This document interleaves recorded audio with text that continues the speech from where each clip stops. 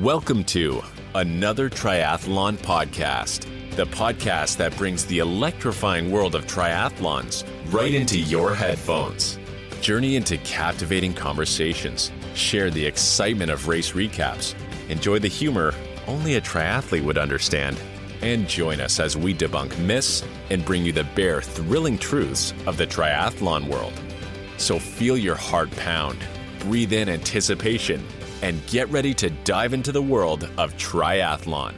This is another Triathlon podcast. Enjoy the ride. Welcome back to another Triathlon podcast, and we are doing the same thing we've been doing the last little while with bringing you some professional triathlete interviews to get a little bit more insight into their training and racing and what goes on at the slightly faster end of the field here. They go a little bit quicker than we do, but we are excited to have Jackie Herring on today. She's a professional triathlete, a mom, and just had a fantastic result at Ironman Oceanside 70.3. But let's jump in and say hi. Jackie, how are you doing? We're happy to have you on. Hi, Jenna and Josh. Thanks for having me. Yeah, glad to be here and glad to get to talk to your audience. This is, honestly, I didn't know much about this pod, so it's been good to listen through a few episodes and kind of get to know you guys a little bit too. So I'm excited to chat. Fantastic. We're really glad to have you on here. And where are we talking to you from? I live east side of Madison, Wisconsin. Oh, very cool. Hopefully things are getting a little warmer and nice for you guys at this time of year. Here and there. I mean, maybe similar kind of to where you're at, Josh, but it's like one day it'll be, sunny and 70, and then today it just rained all day and I think it's in the 40s. So you don't quite know what you're going to get. Keep that trainer bike ready to go. Yeah. Well, let's dive in a little bit. You've been in triathlon for a little while here. We just wanted to know a little bit more about how you actually got started in the sport. Okay, yeah, I have been in triathlon for a little while. You're right about that.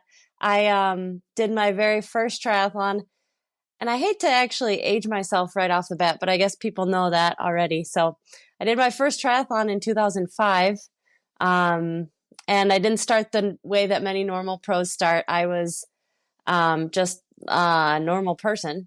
And I just started at my local sprint tri where it was right as I was almost graduating college was when I did my first sprint tri. And yeah, from there, I just started acquiring the gear like everybody does and signing up for longer and longer races. And after only like a year or two, I kind of did my first Ironman here in Madison, and I was just completely hooked.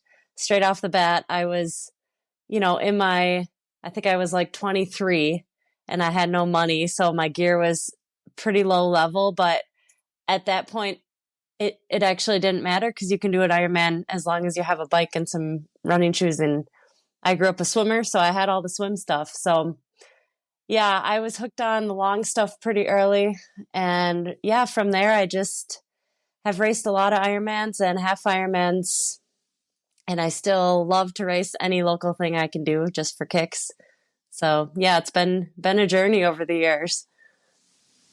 We'll have to grab a picture of that original sprint tri. Definitely. And compare who looked the worst between the three of us. I'm sure I was bad looking. I don't even think there was photos back then. Well, here's a picture of mine. I wore a cycling kit underneath my wetsuit in my first sprint tri. It was like not even a tri suit. I wore a swimming suit because I was a swimmer, like as my identity. And so in transition, I didn't realize that people didn't do like a full change. I thought we were meant to be changing into our next outfit for the next sport. So that's a lot of things to learn. Than 30 seconds in T1. Yeah, minutes. Yeah. So what was that point, I guess? Obviously, you got into triathlon. You weren't doing it through the ITU, through coming up through the college or anything like that. What was that point where your headspace started to shift and you thought, maybe I can do this as a professional athlete? Well, that is a tough question. I was pretty good right away. I think just because I was a swimmer and I had been just an aerobic sport athlete my whole life. I was a runner and like I said, a swimmer. So yeah, I did the first couple, and actually in my first Ironman, I qualified for Kona and set some age group record or something. And I had no clue that I was actually good at this. And it was funny during that race, there was these like two guys that I think were either the husband or boyfriend or dad or somebody of these girls that I was supposedly racing against that I had no clue I was racing against, because I was, in my mind, just trying to complete an Ironman. But they were like yelling splits at me and I had no clue what they were talking about. So I qualified for Kona, and at that point I was like, wow, I'm good at this, and I really didn't train much, and it wasn't that big of a deal. It was hard to finish, but I really enjoyed the suffering aspect of it. And then I did Kona that first year, and that was a very eye-opening experience. I did make it up on stage. I might have even won or second or something in my age group, but I realized there that, holy cow, there's this whole big world, and I really don't really know that much about what I'm doing. I just happen to be kind of like good at it. I'm good at just like digging in and suffering for a long time and not quitting is what it comes down to. So I think I qualified to go pro right away. But then I stayed age grouper for another season so I could get one more age grouper Kona under my belt and just try and learn a little bit more. But it was pretty early that, not that I thought it would be my profession per se, but that I realized I think I belong, I'd like to explore the professional ranks and see if I could get faster and actually compete with some of these people that I really, had stars in my eyes and I really looked up to. So What was the difference between year 1 and year 2 training for Kona? Well, both years I had a full-time job. So my training really was like when work would get over, I had pretty much one or two routes, as many new cyclists do. You're not as brave about exploring, and I don't even know if I knew how to change a flat back then, but I would ride this one road. My training was like essentially ride for 5 minutes till I get to the start of this road, ride as hard as I can for an hour, fill up my water bottles, ride as hard as I can back, and then I would be dead, essentially. Like every other day I did that. And then on the other days, I would like go for a run if I wasn't too dead. And I only swam twice a week because I was like, I'm a swimmer. I don't need to swim at all. So I swam 2K swims a week for about those first few years, actually. I didn't do much swimming at all. It was great. And to have that swim background, few of us on the podcast here definitely would wish we had that. When it came to doing your first race as a professional, how did that go? Like, what was the big difference between the two? It was a night and day difference for me. When you're an age grouper, or at least for me, I got really used to like winning everything pretty easily. And I really enjoy that feeling. I really like winning. I like being at the front. And the first pro race I did was New Orleans 70.3, and it was terrible weather, and the weather was so bad that they had to cancel the swim. No. And at that time, it's different now. Now there's a ton of fast swimmers, and I don't really look like I'm a swimmer anymore. But back then, there was not as many fast swimmers, and I truly did identify as a swimmer. I was only a couple years, I swam a couple years in college. I was only a little bit out of it. And I was terrified because it was a time trial start on the bike. I had never done it. It was just completely overwhelming. I was in tears. I was an absolute mess. So I completed it, but it was not without like absolute like emotional destruction. So it left me having a lot of questions. I was like, maybe I shouldn't do this. This was too much. It's overwhelming. But I was there with some friends and they're like, this wasn't even a triathlon. You've never done a duathlon in your life. So I can't even remember actually what the next one was, but I know for a fact that it had to have gone better because I continued on. That's fair enough. Questioning those life choices at that point. Yeah.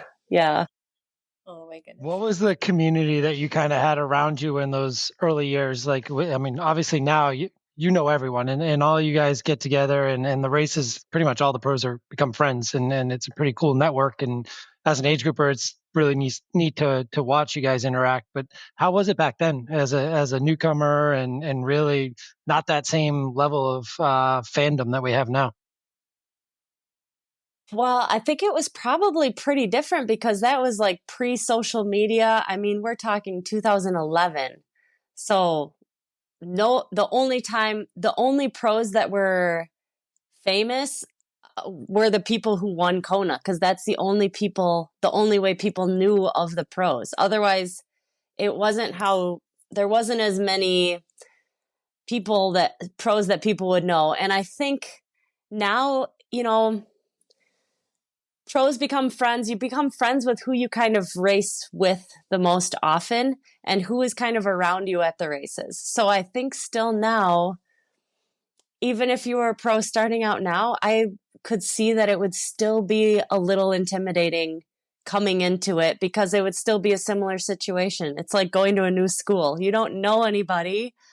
You're like, hey, I'm here. I'm brand new. And if you're like most new pros, you're not like busting onto the scene winning. You got to like chink your way up little by little and improve. And hopefully, I think the way to do it is like to meet some pros that are in a similar spot than you, or become friends with me. I love helping new pros.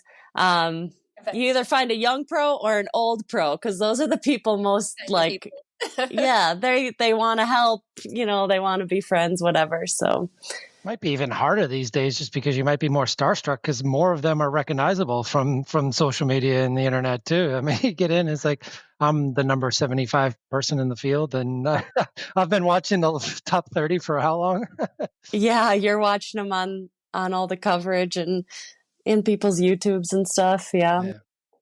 Absolutely. And you have we've seen more in triathlon these days, kind of women in the sport. And we know with long distance triathlon, kind of your peak years are in your 30s, which is typically the time that women are kind of becoming moms. And you have, I believe, 2 children. Mm-hmm. Yeah.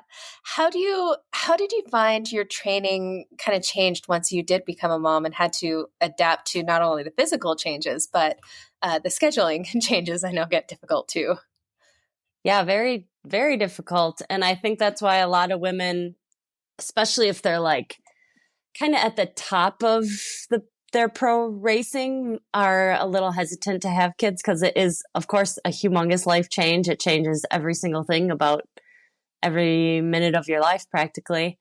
But I think the way it can work is if you have a supportive partner, and potentially some family around, because it makes you realize and that you really, if you do want to do this, you really have to depend upon your tribe and your community, and you can't do everything by yourself. And many triathletes, I think, are very headstrong and, maybe stubborn, maybe independent, and normally would not rely on other people as much. And I think for me and for many women, I think there's that just the kids are just the dose of reality that you can't do it all and you need help. And I think if you can like allow that to happen, people do want to help because people in your life love you. And so if you make these goals clear and stay flexible, then I think it is possible. That's fantastic. Did you notice, like myself, when I had my son and stuff, I noticed some physiological changes. For me, I felt like I had a little bit more lung capacity. Also, might have been that I was pregnant in Denver, so I got some of that elevation too. But your body just kind of changes how it moves after that for the first little while you're getting back. Did you kind of notice some of those changes, or is there anything that you found was of benefit or not kind of after pregnancy? Well, I think after pregnancy, it like opens your mind that you are maybe a lot tougher and more capable and resilient than you might have realized. I remember I used to always think I was so tired and so busy, and like, gosh, I don't think I was actually ever tired before having kids. And then you're like, oh, actually, this is tired.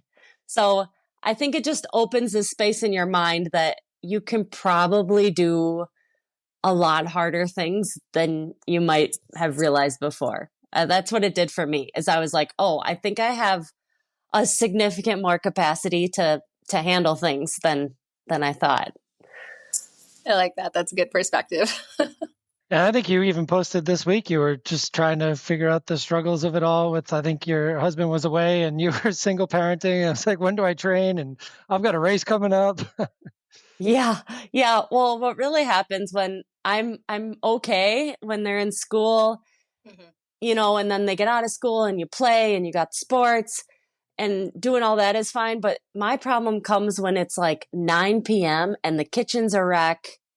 I'm like, oh, wait, nobody's helping me here. Like, the stuff, we're pretty good at like sharing household duties and no one's taking the garbage down. Oh, I got to do that. Like, man, I was like, please come home now. The village usually doesn't show up to help with those things. That's the problem. Yeah. Yeah. Well, I didn't call them in. We got to save it. We got too many races coming up. You got to save it. Yeah, you're starting to get into the thick of it now with things kind of picking up. You had an awesome result at Oceanside. Do you want to tell us a little bit about how that went, kind of your season opener this year? Sure. Yeah. Yeah, I thought I was in pretty good shape, but, first race of the year, you never truly know until you kind of get out there and test it with the other people. So the race itself went as good as it could have. For me, different than it used to be, I really, like, some days I just have good legs and some days I don't. And when I have good legs, I can just tell right away, like, and even in the swim, I can be like, okay, I feel like I have a little something today. And then on the bike, immediately I can tell I have good legs and I'm going to be fine. And so that makes the race go by pretty smoothly and can actually be enjoyable for some portions of it. So yeah, Oceanside felt good. It was just really fun to be up at the front. That's not where usually I get to be on the bike. So that was fun for me. And then, yeah, to have an actual running race, having to use a little bit of, trying to play my cards best I could and see if I could win or not was a fun experience. Yeah, of course, happy with it. Couldn't have started out any better. Did you feel like you had put her away when you passed her on the run, or did you believe Paula was coming back? When I first passed her and I saw that I got a gap pretty quick, I thought, okay, yeah, because I knew she wasn't feeling good. And like when I went by her, I was like, okay, come on, run. We can go win this race. And she says, oh, I don't feel great. Like, I'm really proud of you. And I was like, okay, I got to go. So I went like, this is my chance. But then I started going, I thought right away I got a gap. But then at the next turn, when I saw it stayed the same, then I was like, okay, that's where I thought it was possible she might catch me. I didn't know how bad I would die or if I could hang on or not. So you just never know. I mean, but if I wouldn't have gone right there, if I would have stayed with her, then I would have probably lost by more. So I think that was like the only card I had to play. No, and it was really fun for us to watch as spectators. It's always fun when you have those passes back and forth. I know you probably wish it went the other way, but it's just fun to see you really go for it and see what can happen in there. But it looks like this year you're chasing down the Ironman Pro Series. Why don't you tell us kind of what races you have coming up here and just kind of what your goals are with the Pro Series? Yeah, so I had good success at the Pro Series last year. Finishing second was much better than I imagined it would go. So that gave me a lot of, I guess, confidence and momentum leading into this year that it is a good space for me to hang out in. And yeah, so I kind of planned my season the same way, where I'm starting out with like my 2 70.3s, and then I'm going to tackle the Ironmans.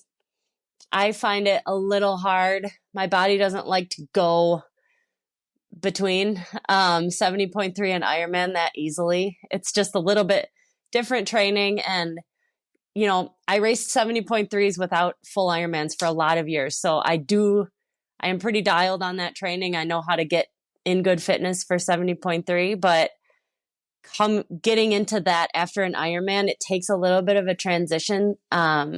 Just getting the speed back up and the higher power, my body does not want to do that. After I'm in Ironman mode, it's like, feels like I'm stuck there. So I need to wait to get into that till, later second half or like mid-year, I guess, is where we kind of kick into that.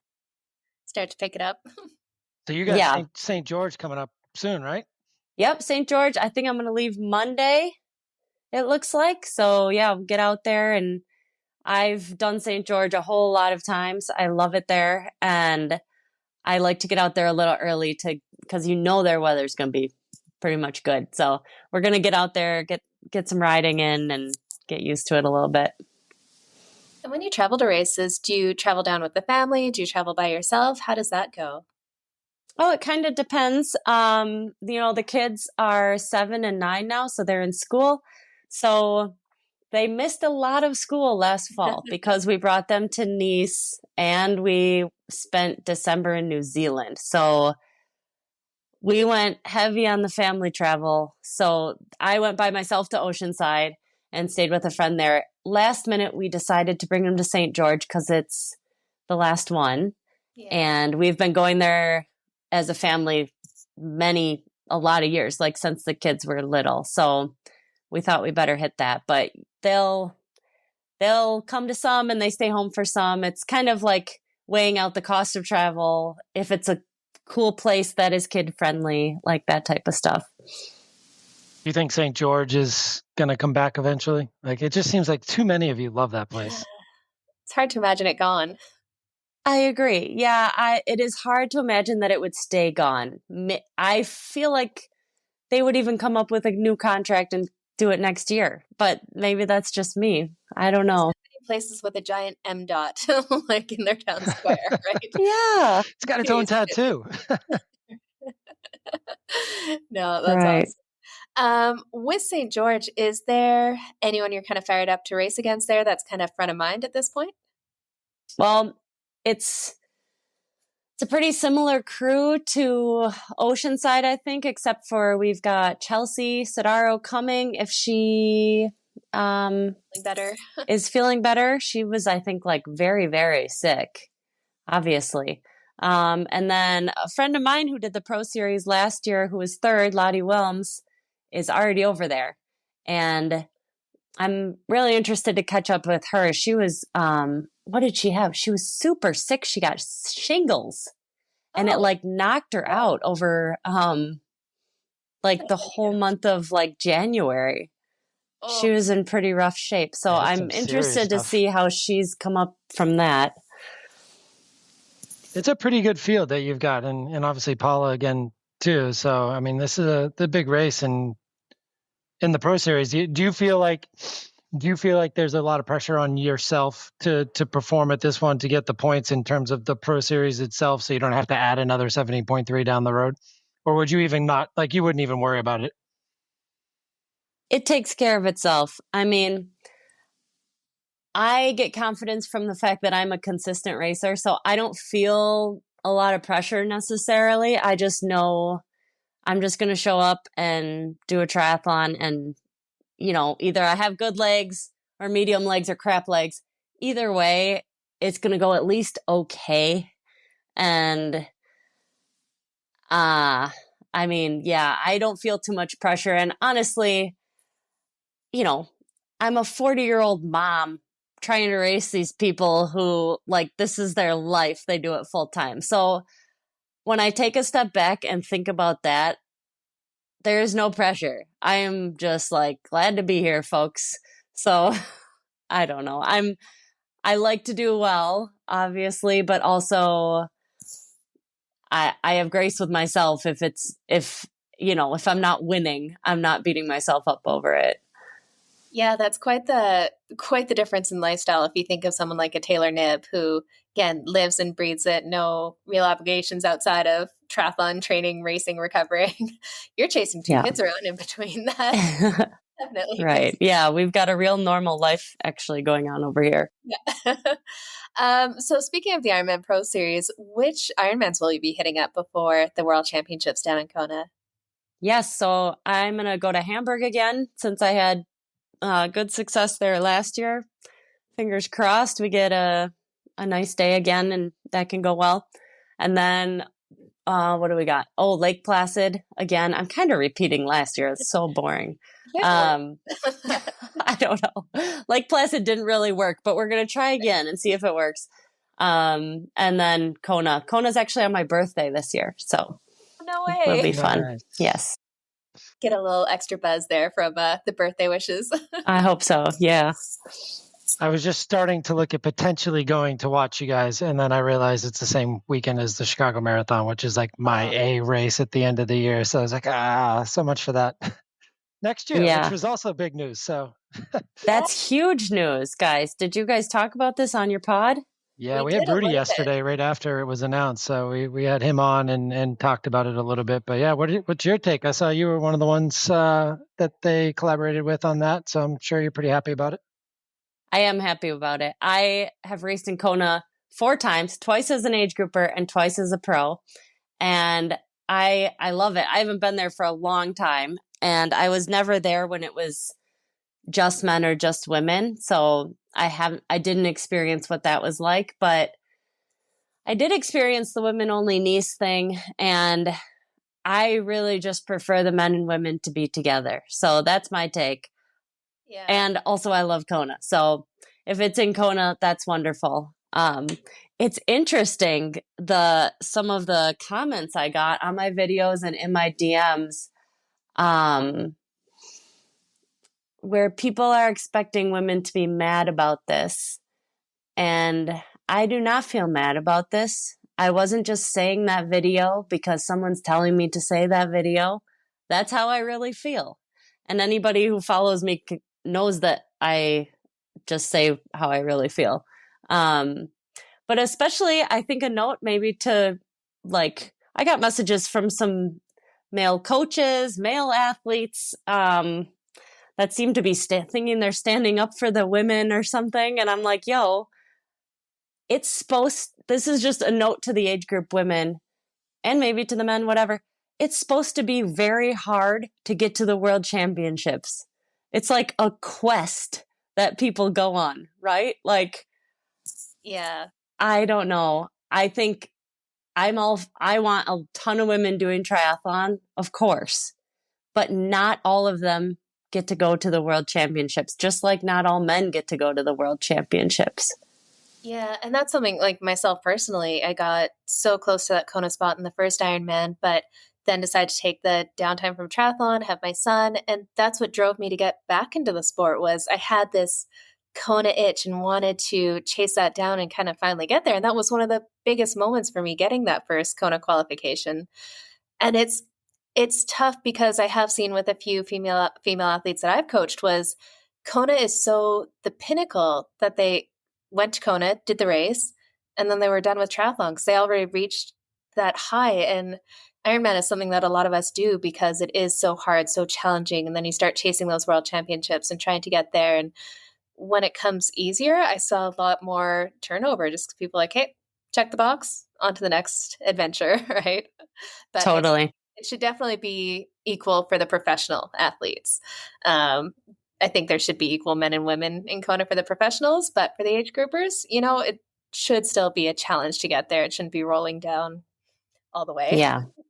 Well, and yeah, I agree with everything you said. And I think that's right. I mean, I can only imagine young me if I wouldn't have qualified right away and then I would have learned of Kona. I would have began my quest to get to Kona as many Ironman athletes do. And also, like, there's many Ironman athletes that will not make it to Kona because they're not fast enough. And that's why they have cool things like the legacy program. That rewards people who it's their lifestyle. This is, they're part of clubs. They're doing it with their friends and they're going to race a ton of Ironmans because they love it. there's a spot for those people at Kona too. And there's a way to get there. That's great.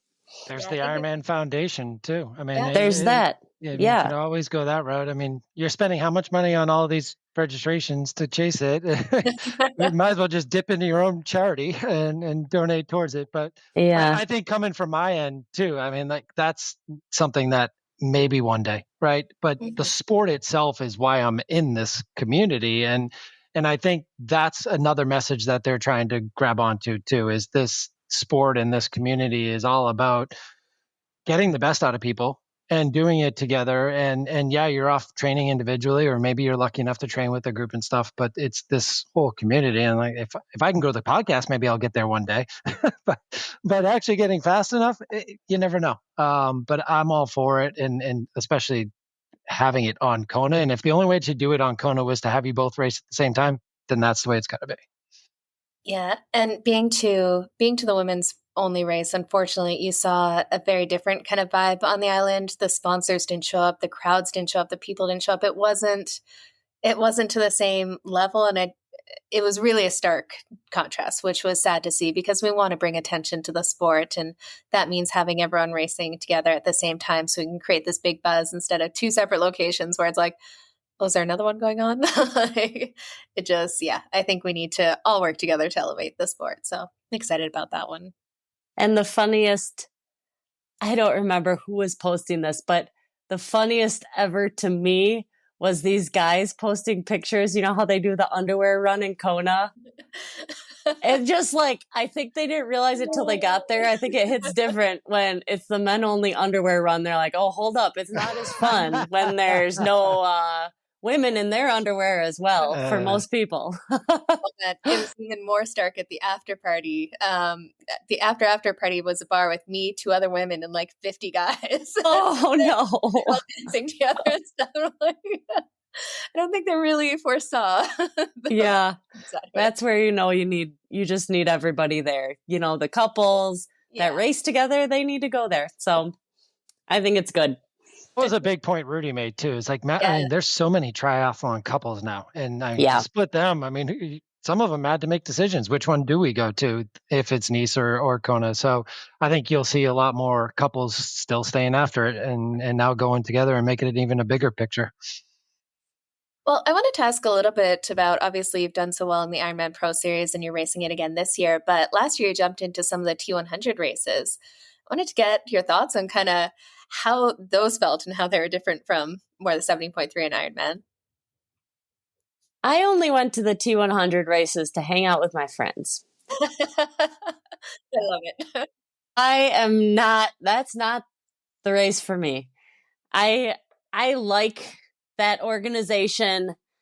Honestly, the way they treat the pros is amazing. And it is a extremely positive experience for us and for any pro that goes there. It makes you feel like a real pro because they're taking care of you. And I do really enjoy that.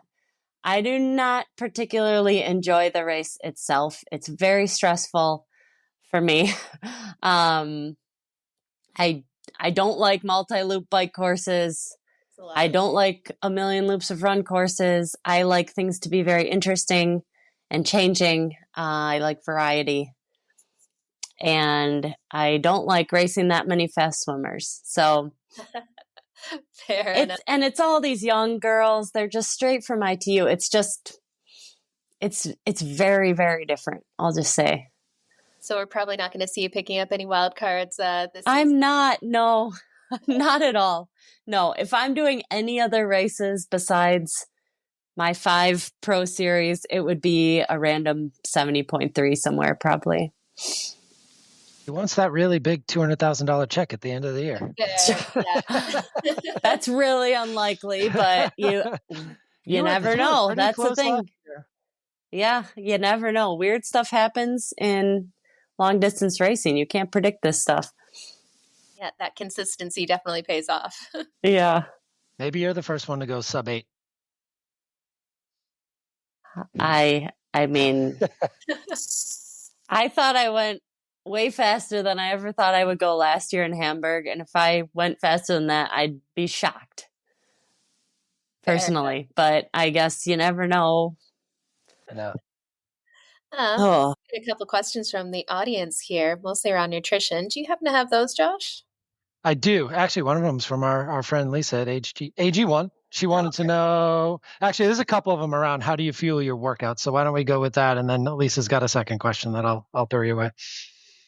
okay. How do I fuel my How workouts? do you fuel your workouts as opposed to just racing? And I would say, what is the difference between like a hard workout, easy workout, and then is there a difference between 70.3 blocks and Ironman blocks? I always fuel my workouts, every workout. I eat when I wake up in the morning, first thing. I have never done a fasted activity in my whole life. I believe in putting fuel in your body, and then you can feel good every day, all the time. Love it. And you won't get injured. So those are the secrets right there, folks. I'm sponsored by Raw. Raw makes some great stuff. Actually, I only started, they're a really new company, and I only started with them last year. And during the time I was starting to train, like, okay, I'm going to do Ironman again. So I was on the feed, which I'm not sponsored by, but I was ordering everything because there's been so many new nutrition things. I was like, all right, if I'm getting into Ironman, I need to just do like a full-on test, like a normal consumer would, of all the items and just see what is working best for me. And so I was in the middle of that trial process when I actually met Natasha, who's now my coach at T100 in Miami. And she works for Raw as well. And she was like handing out all the Raw stuff, and I tried it and I loved it. So that's the backstory on that. But for training, I put a scoop of like Fuel is their carbohydrate drink that also it has carbs and electrolytes in it. I put a scoop of that in my bottle for swimming. For biking, I do, if it's easy, just a scoop. The harder it gets, the more scoops the bottle gets. And they have an essential amino acids blend. I also put a scoop of that in my bottles on the bike. I think that helps for just recovery, actually, but getting it in during seems to be good for my body. Running is the thing where I'm usually just running by myself. So if it's under an hour, I'm fine. I've eaten probably fairly recently, and I'm probably going to eat afterwards, so I don't take anything. But if it's a little longer, I might take a little flask of the fuel, or I'll just have a gel with me or something. So yeah, and I just make sure to eat something afterwards. I like to eat sandwiches. I don't know. It's not real rocket science for me. I just try to eat as much real, normal, regular food as possible. And just keep it simple. That's really, yeah, it is. It's like just get some stuff in the system and bring a water bottle with stuff in it with you where you go. Yeah, and there's been lots of talk these days with kind of changing opinions on nutrition. Now people are realizing you need to eat, and more fuel helps you do better. Would you be open to sharing with us kind of how many carbs per hour you're looking at when you're racing in an Ironman on the bike and on the run? Yeah, it seems that it actually, my coach worked this out for me because I've never really mathed it out. I kind of just do whatever. But I think it works out to be around 90 some, 95 maybe on the bike. And then on the run, it varies based on conditions and how I'm feeling. But I think I do try to get a lot of swigs of Coca-Cola and at least one gel per hour when I'm running. Yeah, that. So whatever that equals. When you're suffering that hit of caffeine, sugar, easily digested, I love Coke. Yeah. I always miss it. It's like that last station on each of the tables, especially at Oceanside. I was like, where is it? And then I think I got it once. And I was like, it was a good little jolt though. I find once you start taking it, you need to keep taking it because it burns so hot and fast. You need to keep the sugar coming after that. Yes. So the other question before Jenna hops into like our standard questions that we do rapid fire, but what's your guilty pleasure is what Lisa wanted to know. Guilty. Well, we talked about sandwiches, so it can't be that. Sandwiches? That's not a guilty pleasure. That's I was eating. hoping not. I was hoping not. I mean, I do really like beer. I drink a lot of, well, I'm not drinking lately much. I'm trying not to. But like a good hazy IPA. I can see in like a later life, I could actually just be having like a beer and drinking an old fashioned while I'm making dinner or something like people might do. Perfect. You're from Wisconsin. I mean, it's just part of life. It's a little too much part of life here. Yeah. And I can say since I have like mostly stopped drinking and I do feel quite healthy. So I think there is something to it. It is a good movement. But I just like the taste of it. We got to get you sponsored by Athletic Brewing next year so you can stick with the hazy IPA and still stay healthy. Yeah, I do buy some of that. That does help. Okay, so like Josh mentioned, we have a couple kind of quick fire questions in here. Nothing too crazy. We'll start off with, well, this kind of goes hand in hand with it. Have you ever had a moment where you've like eaten something really weird in training or racing? Maybe you're bonked with a gas station nearby and you just grab whatever. All the time. Yeah. Like every weekend. Oh, I love to buy those like Reese's, like chocolate covered pretzels. They have those. We have Quick Trip. Do you guys have Quick Trips where you live? It's an amazing gas station. They have an amazing selection of hot food. And sometimes, like, if you're out and it's kind of like crud weather, I like to buy, they have these like hot ham and cheese melts. And that sounds gross if you're thinking of a normal gas station, but it's actually delicious at this gas station. I used to live in Scotland for a while and like training in the rain and the wind and the cold all the time.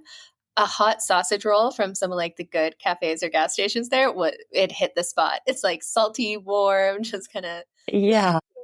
I could see how that would be really good on a ride. Yeah. If you had to race a triathlon as a pair with another pro, who would it be? Now, this could be a pro that's faster than you that'll help you go faster, or it could just be someone that you want to spend the 8 hours of an Ironman with and have some fun with it. Oh, an Ironman, or can it be shorter? If it was a half, not a T100. If it was a half, I'd be fine. I'd race with Paula, or maybe I could race with Holly Lawrence, but she'd probably yell at me because I probably wouldn't be going fast enough. We may have some friend issues there. I train a lot with Alice Alberts. I could definitely do an Ironman with her. She's very positive. This girl does not get in a very bad mood. So that would be fun. That's what you need when the carbs are getting low and need a little boost with some positivity. Yeah. Next one. If triathlon had a fourth discipline, what would be the activity that you would add that would give you an edge over your fellow competitors? Had some odd ones like the Canadians say hockey. We've had a lot of skiing. Skiing is a popular one. But...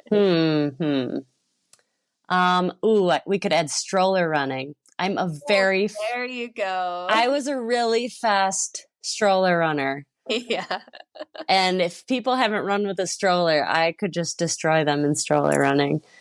Whole different muscles, and you gotta have that core upper body strength. What's your Morgan Pearson Zone 2 stroller pace? Oh, I'd have to go back and look. I was actually so sad when I had to get rid of my stroller. That was probably like one of my saddest mom or baby items to get rid of because I did so much stroller training. But I ran some fast 5Ks with that stroller. Isn't it so fun passing people when you're pushing a stroller? Yeah. Like nothing makes you feel like more of a beast than doing that. Oh, my son used to love sticking his hand out and waving bye to people as they went by. So good. Oh my God, that's amazing. Yeah. Okay. Do you have a guilty pleasure kind of pump up song that gets you going before a race or a hard training session? Well, I've got two. I've got the Tiesto Let's Get Down to Business. It's a good one.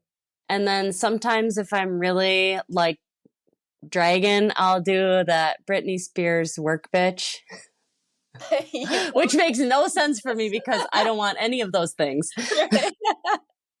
I use that same song on my FTP test. Something about it. It's just like, go. Yeah.